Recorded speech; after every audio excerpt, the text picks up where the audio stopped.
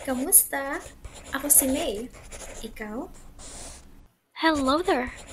This video will present you with the casual conversation often heard in the Philippines.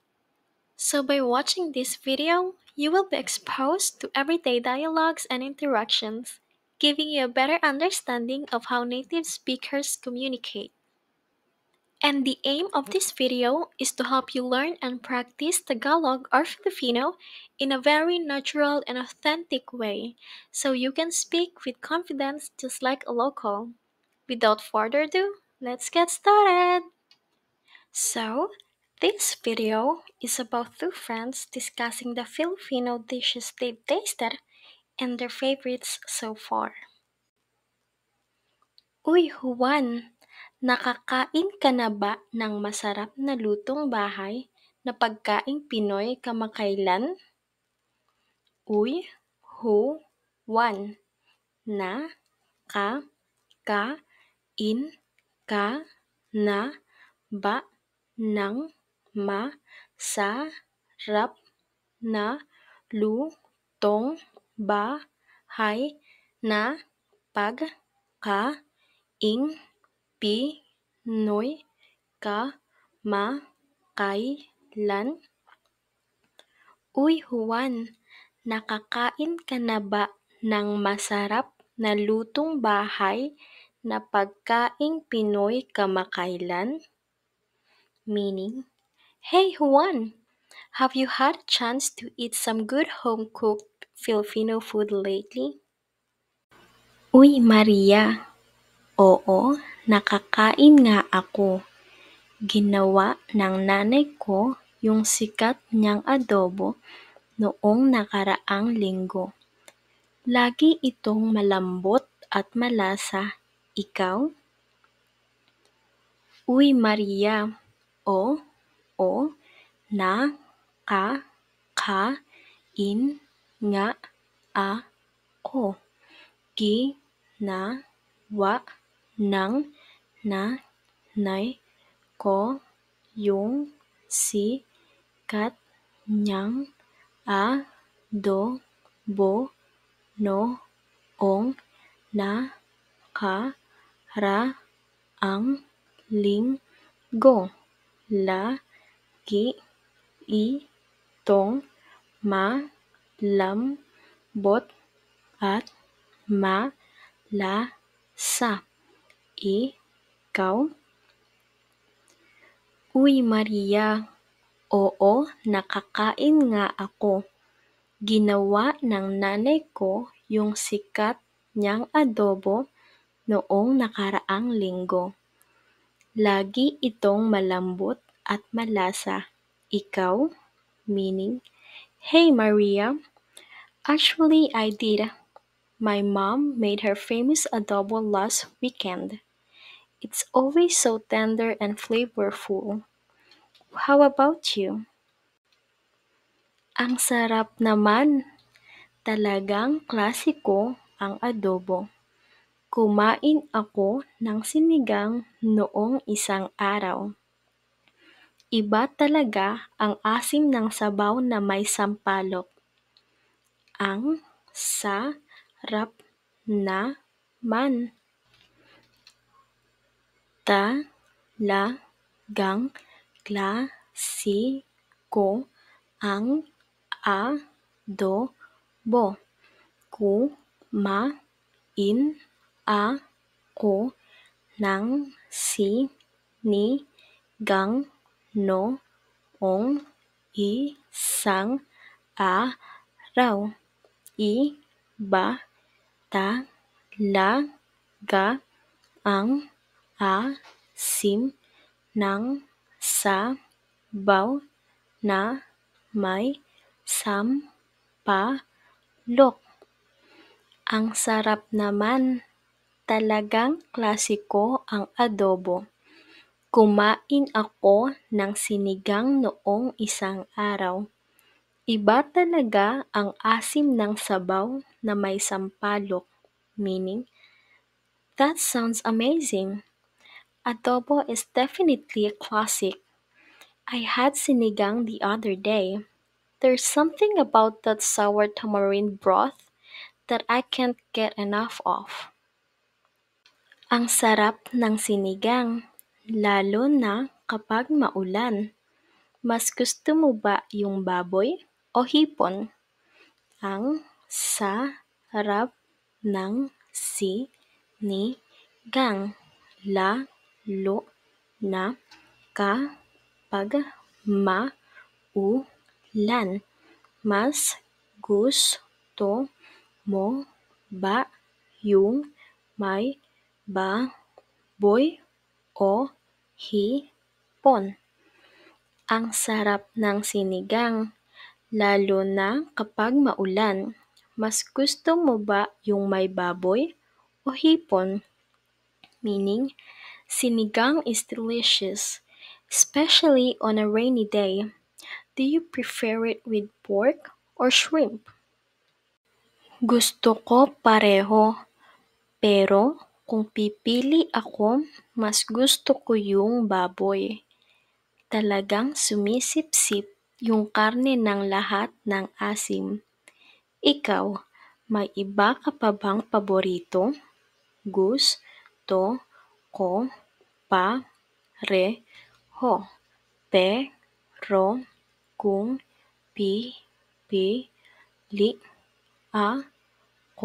kung pipili ako, mas gusto ko yung baboy.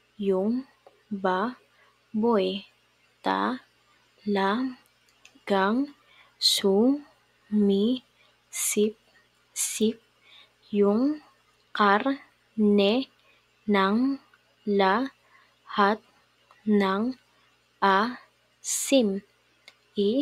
Ikaw, may iba ka pa bang paborito? Gusto ko pareho, pero kung pipili ako, mas gusto ko yung baboy. Talagang sumisipsip yung karne ng lahat ng asim. Ikaw, may iba ka pa bang paborito? Meaning, I love both. But if I had to choose, I'd go with pork. The meat just soaks up all the tangy goodness. What about you? Any other favorites? Isa pa sa paborito ko yung kare-kare. Ang yaman ng peanut sauce at yung bagoong sa tabi. Hindi dapat mawala. Isa pa sa paborito ko yung kare-kare.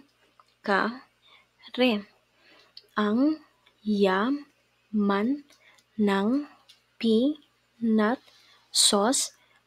yaman ng peanut sauce at yung bagoong sa tabi, hindi dapat mawala. Isa pa sa paborito ko yung kare-kare. Ang yaman ng peanut sauce at yung bagoong sa tabi, hindi dapat mawala. Meaning, another favorite of mine is kare-kare. The peanut sauce is just so rich and delicious. And the shrimp paste on the side is a must. Oo, ang sarap ng kare-kare. Yung nanay ko ang galing magluto ng kare-kare gamit ang buntot ng baka at tripa. Matrabaho pero sulit. Nagluluto ka ba ng mga pagkaing Pinoy? O, ang sarap ng kare-kare. Yung nanay ko ang galing magluto ng kare-kare gamit ang buntot ng baka at tripa. ma, tra, ba, ho, pe, ro, su, lit, nag, lu, lu, to, ka, ba, nang, ma, nga, pag, ka, ing, pi, noy. Oo, ang sarap ng kare-kare. Yung nanay ko ang galing magluto ng kare-kare gamit ang buntot ng baka at tripa. Matrabaho pero sulit. Nagluluto ka ba ng mga pagkaing Pinoy? Meaning, oh, kare-kare is good. My mom makes a killer version with oxtail and tripe. It's a bit of labor of love, but totally worth it. Do you cook any Filipino dishes yourself? Ang lumpiang Shanghai ko, medyo maayos naman, patok ito sa mga handaan. Ikaw, nagluto ka na ba? Ang lumpiang Shanghai ko, medyo maayos naman, patok ito sa mga handaan.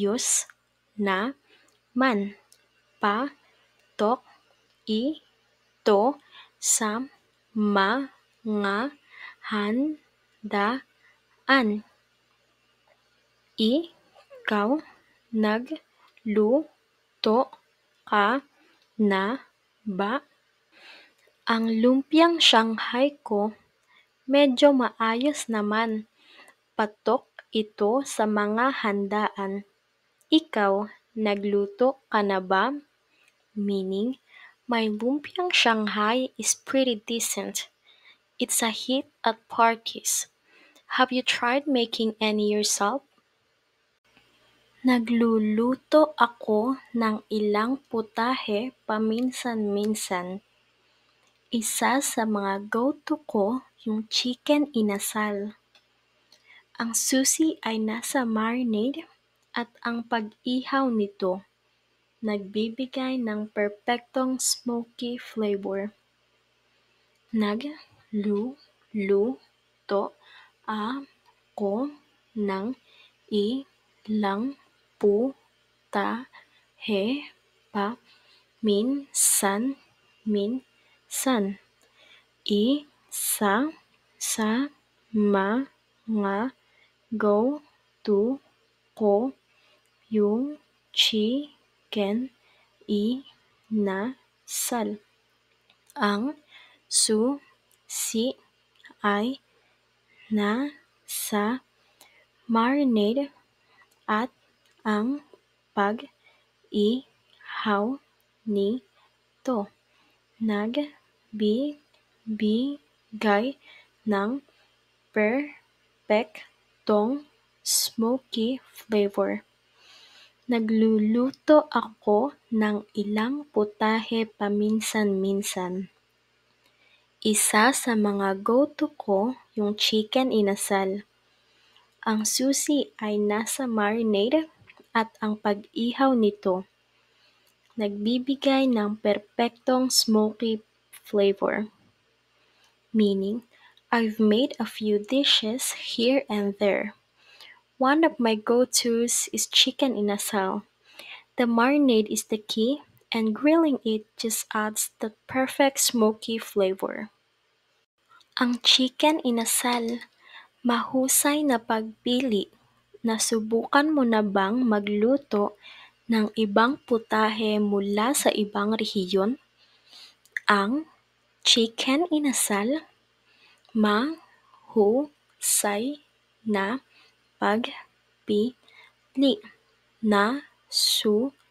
Nasubukan mo na bang magluto ng ibang putahe mula sa ibang